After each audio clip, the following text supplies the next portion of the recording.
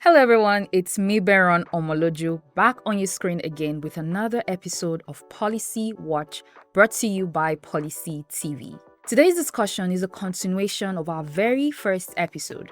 So, if you haven't seen that one yet, go check it out on our YouTube channel and catch up.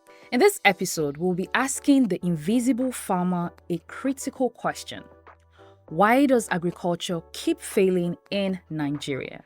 Whenever we talk about agriculture in Nigeria, the first picture that comes to your mind is a farmer working hard in the sun, planting, watering, and harvesting, right? But here's the truth. The farmer is only the beginning of the chain. The real forces shaping our food system are the invisible farmers. The people in between the chain who decide if food gets to your table, how much it costs, and whether the farmer ever benefits. Now let's break it down. First, it all starts with the farmer, who grows the food but sadly earns the least from it. Next comes the transporter. From the bad roads, high fuel costs, and endless checkpoints. All of these add to the price of food before it even leaves the farm community. Then the warehouse owners and storage handlers step in.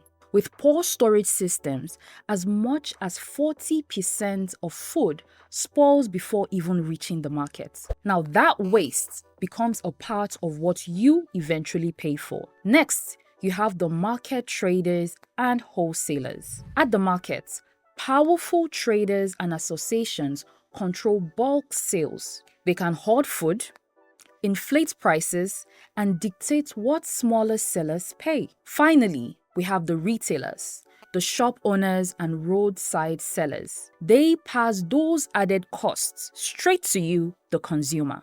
So by the time you buy a basket of tomatoes for 3,000 naira, the farmer may have earned only 400 naira. Everyone else along the chain has taken their own share. This is sadly why Nigerian agriculture keeps failing. The people who grow our food are invisible in the system, underpaid, unsupported, and unheard.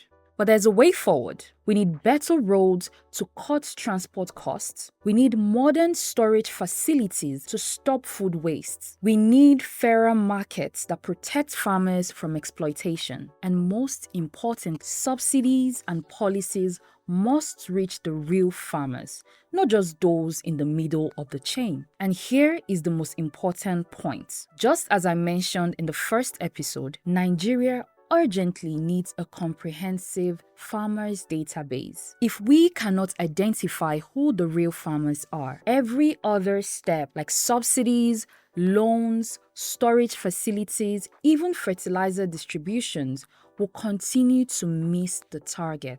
It will remain unsustainable and agriculture will keep failing. Until we get this first step right, Nigeria will keep paying more for less food. Only when we make the invisible farmer visible, that agriculture can finally work for both the farmer, the consumer, and for the entire nation. And that's where we'll leave it for today's episode, and I hope this conversation has given you something to think about. Now, don't forget to like, share, and subscribe to all our social media platforms so you don't miss out on the conversations. Join us again next week for another thought-provoking discussion right here on Policy Watch.